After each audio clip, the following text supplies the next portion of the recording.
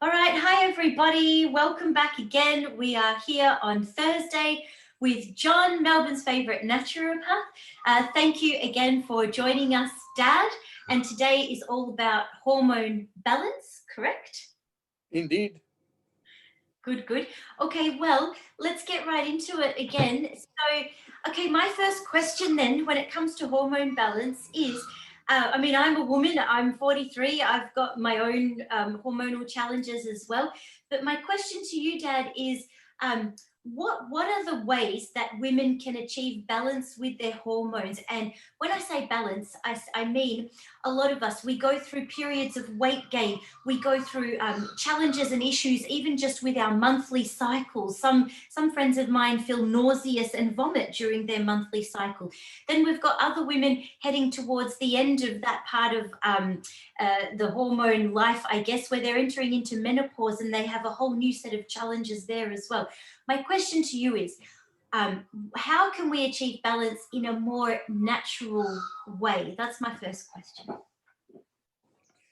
Well, that is a question that we can spend 3 or 4 days talking about, but watch how we are going to encapsulate everything in the next 10, 15 minutes and make it easy for people to understand what's going on. The last maybe 60 years or so will be known as the Dark Ages as far as medicine is concerned when it applies to female hormone balancing.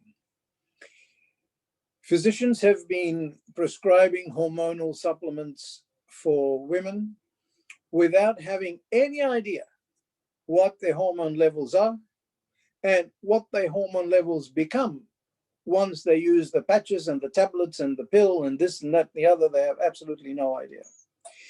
So we'll leave that till the end, and I think we will concentrate on natural ways of making sure that we do everything we can to balance our hormones, which is the best way, because the other way, which is bioidentical hormone balancing now, is a very expensive way. It's very effective, but it's very expensive. So let's have a look at the natural ways of doing this and the gentle herbal balances that exist out there, and the best form to have these, because they come in pills that you swallow and liquids that you swallow and creams that you apply, and there's a huge difference between them, and we'll talk about that as well. So firstly, I'd like to talk about nutrition, if I may. And the reason for that is magnesium, for example, normalizes the action of progesterone. Yeah? And magnesium also relieves symptoms of postmenopausal distress. Magnesium activates vitamin D. Without sufficient magnesium, vitamin D doesn't work. And again, vitamin D helps the hormones work better. The old thyroid is the metronome in the system. That means it's the thing that goes tick tock, tick tock, or tick tock, tick tock, tick tock, tick tock, and regulates the production of hormones in general. So it's unwise to start looking at balancing hormones, as we said before, with bioidentical hormones or whatever, without having your thyroid working at its proper capacity, because that's the main regulator of hormones. Now, so for thyroid to work well, there's a few things that we need. We need B6, and some people can't use B6, the old MTHFR genetic variants. That means that you can't use some vitamins and you have to use the activated vitamins, but we'll get into that in a moment. So B6 is essential, or the activated form, which is called P5P. Selenium is essential. Without selenium, you can't make thyroid hormone very well. Iodine goes without saying. Everybody knows that iodine helps the manufacture of the thyroid hormone.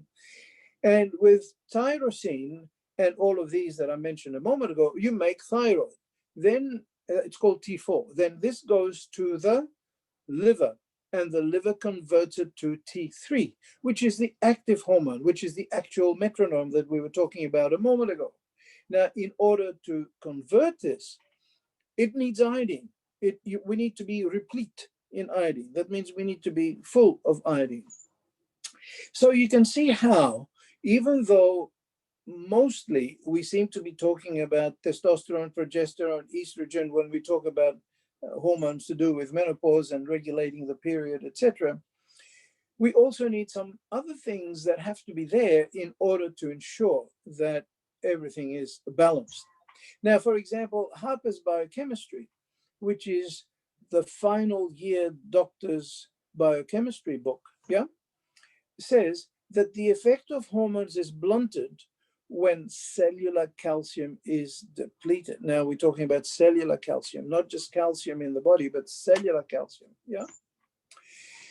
Vitamin C. Research has shown that women who take vitamin C have significantly increased levels of progesterone in the systems. And we're looking at something like 750 milligrams of vitamin C per day, which is a fair amount of vitamin C.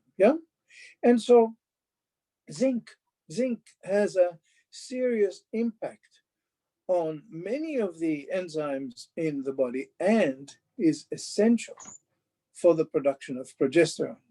And so what we find is that here we are talking about good nutrition. We are talking about vitamins and minerals. We are talking about things that may not immediately come to mind when we are talking about hormones. And so we have the best in nutritional supplements in terms of minerals and vitamins and so on. So that can eliminate that part of hormonal balancing. Then we are looking at the gentle herbal formulations that help balance the hormones. And there are some tablets which are amazing.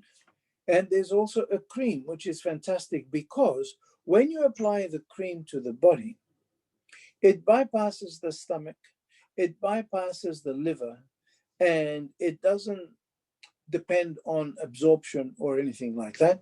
This cream contains chaste tree. Another word for that is Vitex agnus castus, in case people know it in both ways. And it also contains friendly estrogen stimulants as well, like wild yam. And this cream we have found in our family. And you remember that we have 4 beautiful ladies in our family. And I am sure that you remember that all of you, all the children and all mum has been using this cream for the last 25 years. And we have found it absolutely incredibly effective. I remember when the youngest one of us, little Stephanie, was doubled over one day. And I said, "What's wrong?" And she said, "Oh, I have my period."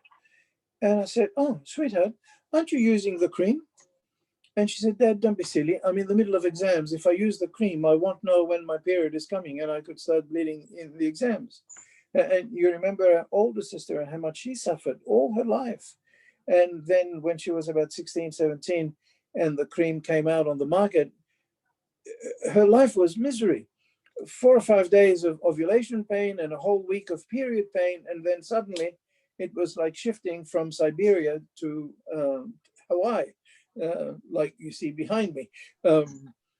Lovely weather, lovely life. So that cream is absolutely essential.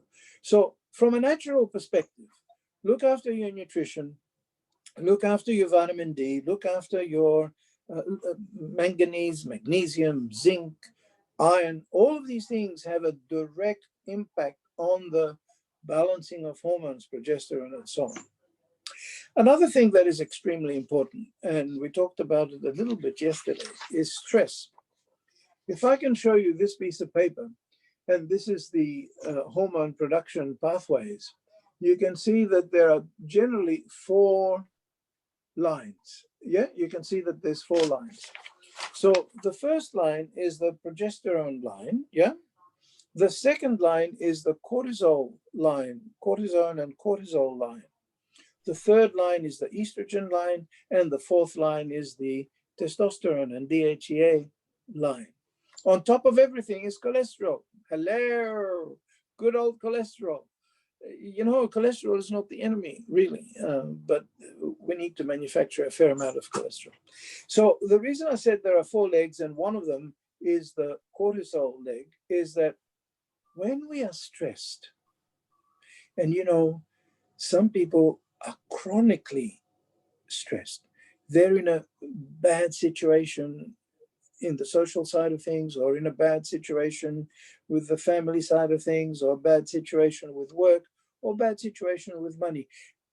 When we have this chronic stress going on, all the energy is directed towards the cortisol leg so that the adrenals produce more cortisol. And the rest of the legs suffer. There's less progesterone produced, less estrogens produced, less testosterone and so on produced.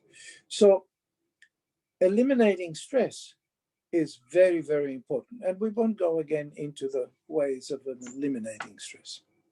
So recapitulating, nutrition is important, even though it appears not to be directly involved in hormonal production.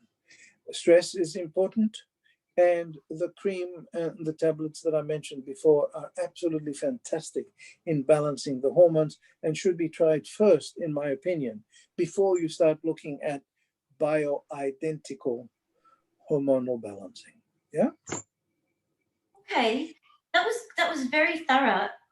Can we just stretch your time a tiny bit more? So I'm assuming that this, what you've mentioned about this bioidentical hormone testing, if all of the things that you've just talked about, say we do all of that and we take care of our nutrition, we do make an effort to look after our stress. What if we need something more? What if we're not quite there yet with the balance?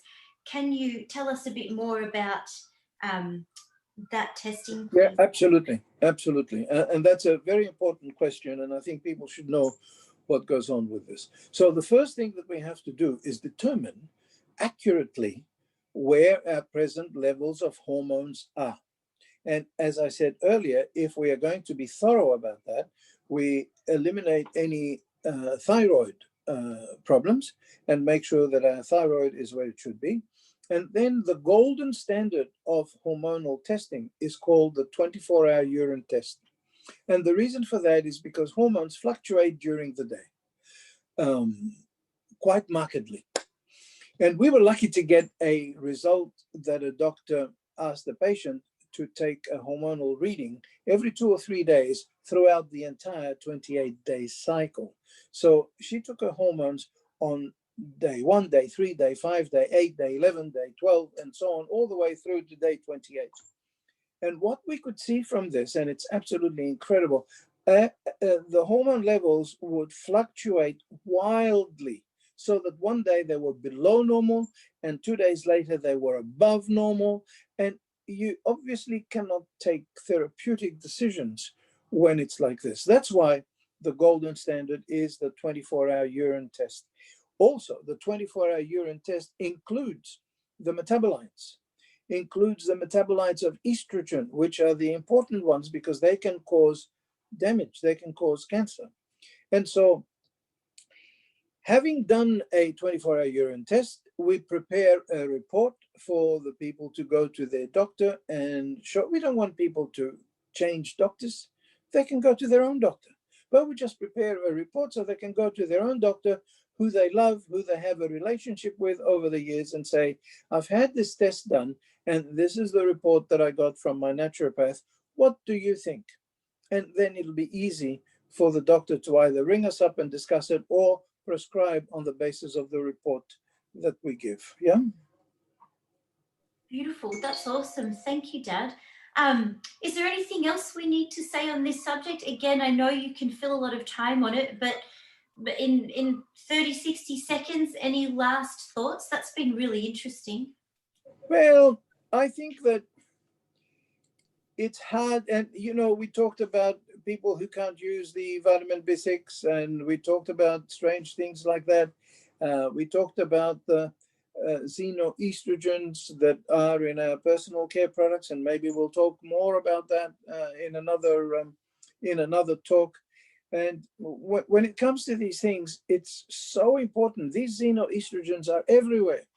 Pesticides, herbicides, the wax on the apples. The wax on the apples is full of pesticides because it retains the pesticides. Yeah. And so that might be another talk that we do to find out all these xenoestrogens and where they are found and how we can avoid them. Yeah. And I think that would be a very good thing to speak towards maybe whenever you have a chance. Yeah, that sounds good. Actually, that's on tomorrow, Friday. Our item, what we're going to be asking you tomorrow as a heads up is all about these harmful ingredients, the toxins in our products all around us, and how we can avoid them. So that's a nice segue. Thanks, Dad. Look, that's been really good information. Again, I learned a lot as well. I can vouch for that cream that you mentioned because I'm an avid user and have been since I was 16. So Dad, thank you again for your time, for your knowledge. Everyone's really enjoying it from what I can tell from the comments. And we appreciate it. And we wish you a lovely day of naturopathy. Thank you so much. You're wonderful. And thank you, listeners, for tuning in. Okay, Dad, see you tomorrow. Bye.